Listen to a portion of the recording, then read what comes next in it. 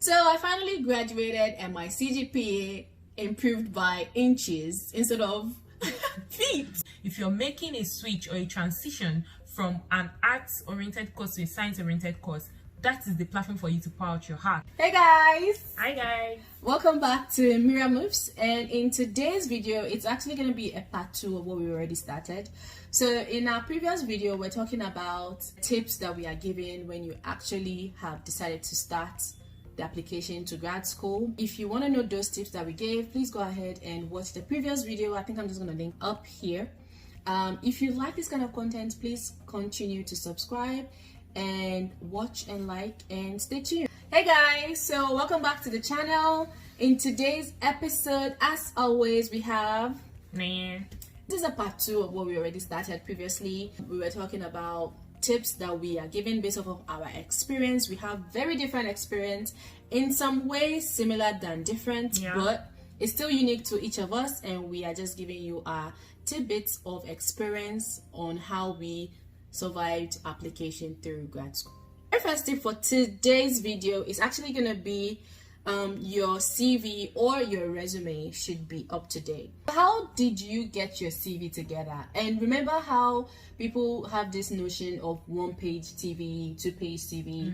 Now that you're transitioning from a BS to a PhD straight up, how many pages was your CV? It was 1.5.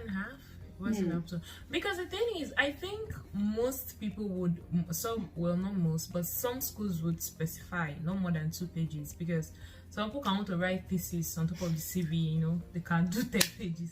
So they will usually tell you to keep it simple, like 1 to 2 pages. And really, what is it that you've done in 10 pages? So try to keep it simple. I mean, that's the most important thing, is to keep it simple, and as much as possible ensure that everything you've done up to date. Like she talked about it earlier when we're talking about things to do to kind of position yourself to be advantaged or things like that. But as little as whatever your experience is, whatever community development, whatever thing you've done, I mean, try to, as much as possible, try to make sure you put it together in a way that makes sense, that is simple, use it up, and that sells you in a positive light. True. One tip I would like to give, in addition to what Nenya just said, is put your CV in bullets. That has gone a long way. You want to go ahead and put your CV in bullets, because it makes the pointers straight up easy to read. Now, I would say, like she rightly said, about 1 page, 1.5 page is okay for your CV. Whether you're moving from BS to MS or BS to PhD, about 1.5 page is fine. But to make your CV stand out, make sure you have each heading or each category should be in bullets. Pointers, for instance, work experience. I was a team leader in so and so, 1 point, bullets. The second bullet, I was an intern in so and so. Just make it brief and sweet. Okay, so the next point I would want to give is a good statement of purpose. We saved the best for the last, actually. And stay tuned to the end of the video, because I had previously said I had a story on how I revived my GPA from what I was graduating with to the standard that the grad school requested for. So if you want to hear that story, just stick to the end of the video. But for now, we see the best for the last, which is your statement of purpose. In other terms, it's called your personal statement. In other terms, it's called your introductory letter. Some people call it your cover letter. At the end of the day, what is the statement of purpose? And just to point out, actually, because sometimes some schools would require a statement of purpose and a personal statement. Some people require those 2 things and call it statement of intent. Basically, what this particular document is trying to do is it's trying to tell the whole story. Because there are you can't tell a story on your CV or on your resume. You can't tell a story because, like she said, it needs to be bullet points. You need to keep it simple. But your statement of purpose is the perfect platform for you to say, tell your story. Talk about why you are even coming into this program in the first place. Why are you choosing this school? I mean, some of the things, just look at it in a way that, or see it as an interview. as if you're being interviewed and you're asked, why did you choose us? What led to you making this decision to come to our program? Why our program instead of another school's program? Those kind of questions. And some schools are very generous, like they can actually give you bullet points on what they want you to have in your statement of purpose, but some will not do. They will just say upload. I think most schools will not even let you. Exactly.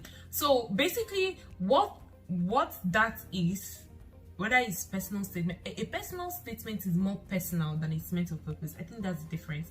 A personal statement can be, for instance, if maybe you wanted to become you wanted to do engineering, and then maybe someone you know died from a certain illness or something, and then you now decide to switch to medicine, or COVID-19 inspired you. Exactly. I mean, those kind of things. So a personal statement is a bit more personal than you may be talking about a statement of intent, like, why am I choosing this school? Why am I coming into this program? So I think that's the slight difference. Personal statement is more personal, like you can, but most schools just require a statement of purpose, which you now have to tell all the whole story. If you're making a switch or a transition from an arts-oriented course to a science-oriented course, that is the platform for you to pour out your heart. If there are any professors you've seen their works before and you feel it ties into what you want to do, that is a platform for you to pour out your heart. And keep it simple. And be honest. Shouldn't be 10 pages. I mean, 2 pages is the maximum. 2 pages, but really just 1.5 is okay. Yeah, be honest. Very important point, because anything you say there, trust me, it might come up in your physical interview later. And some of them actually read from your statement of purpose. Exactly. Like, you said you talked to this. I used to be as honest as. And plagiarism. Do not download something from the internet and put there. God. Because they actually check these things. And if they find out that you are using, another person's work, it's a very serious issue in the US. You don't want to do that. You want to be as original as possible. You want to be as articulate as possible, as authentic as possible. You want to really give it your best, because trust me, when it comes to requirements, every school can say a CGPA of something. Do you know how many first class people are graduating? And they would all send it. So what would basically make you stand out, or what would make you unique, is your story. True. And you need to tell it well, basically, yeah.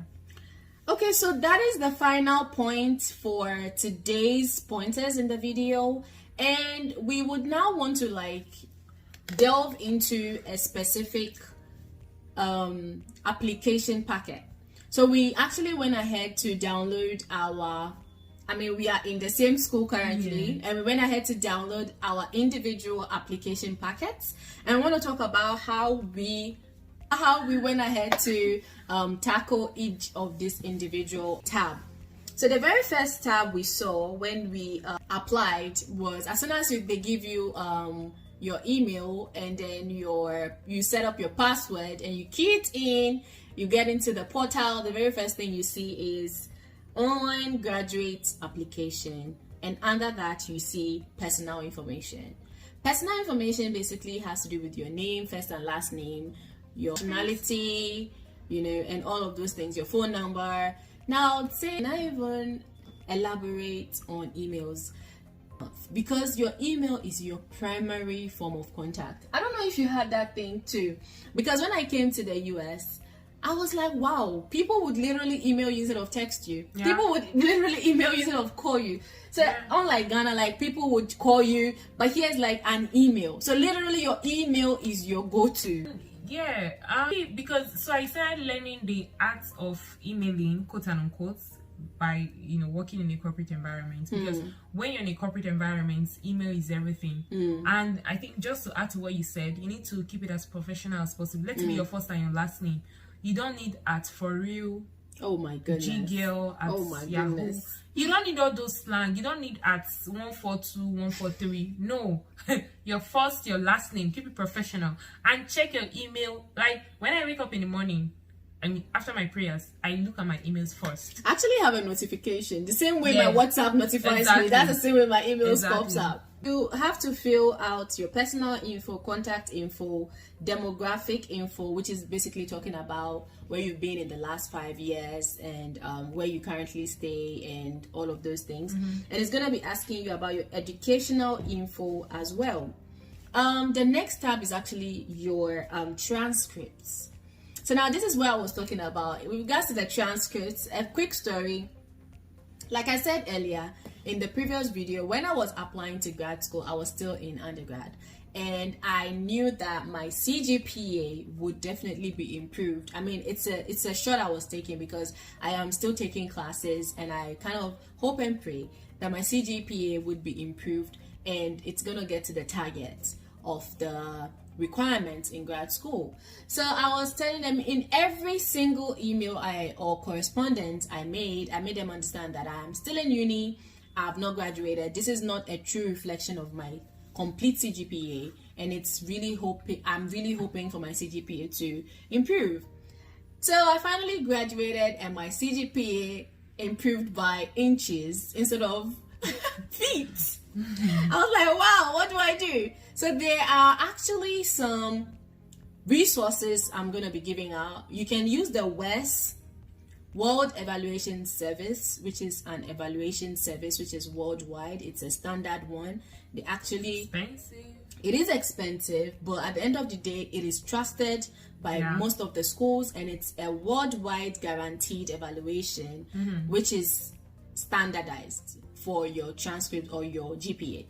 The less expensive option is Scholaro.com, which is foreigncredits.com, and these foreigncredits.com actually match your current GPA from your traditional institution or your home country institution to, for instance, the US, because we are both in the same school in the United States. So they basically match up your home GPA to that of the US, and that was what saved me. That was my saving grace. So I went ahead and matched up my home institution GPA. They converted, they did the evaluation, and lo and behold, after the evaluation, my GPA then met the standard and I was able to apply. So that is the story. So you really need to make sure to exhaust all of your resources and don't think you are not capable. You are very much eligible. All you need to do is ask, and you shall be questions given. And check your emails, because you get emails that have, there's a deadline to it, and if you don't check, deadline can. The last but one is actually the recommendations, and we have already stressed on your recommendations, tips and bits at which you can use to get good recommendations from fantastic people. Great recommendations. It actually goes a long way in ensuring that you get the position for grad school. And the final tidbit is your application fee. Now, the application fee, in our previous video, we've already talked about ways at which you can get this application fee waived, by attending certain grad school fairs and emailing your admission officers, actually, because the little things most times are the things that actually give you an edge. Email your admission officers, be in contact with them, and don't feel embarrassed to say, oh, can I get an application fee waiver? And then also another thing that is important is some schools usually, at different times, maybe they're celebrating something special, they give discounts, or like diversity. Exactly. They want more people of color. It could even be that they're having the annual, maybe they're celebrating something years of existence, and they decide for that 2 weeks. 125, right? Exactly. They decide for 2 weeks of this celebration while giving out free application fee. You need to keep tabs on your school. Talk to the admission officers, talk to the people, be like, okay, is it possible for the application fee to be waived? Don't feel embarrassed. It's an email. Keep it professional, and the person will respond to you. The only thing is you either get a yes or a no. And a no doesn't kill. But if you get a yes, you would have saved yourself some money. Right. So these are the tips and bits. I cannot even thank you enough for sharing your wisdom.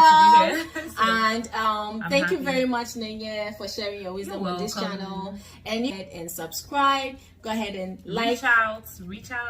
Comment down below. We have our Instagram handles in front of the screen. Go ahead and reach out to us. Go ahead. If you have any personal questions, that's why we are doing this video in the first place. So we can actually reach out to a lot of people and share our experiences and guide you guys. Basically, if there are any up and coming people, I wish there was a video like this when I was Right, applying, I know, so I right? know what to do. Because we made a lot of mistakes along the way, and I mean, we are trying for people not to make mistakes like us. And you already have the resources. Go ahead and feel free to reach out. Our emails are going to be down there. Yeah. Our Instagram is going to be down there, and Facebook and whatnot. Yep. Go ahead and comment down below if you have any questions, and share and like and subscribe. Yes, guys. We hope to see you in the next video. Thank you. Bye.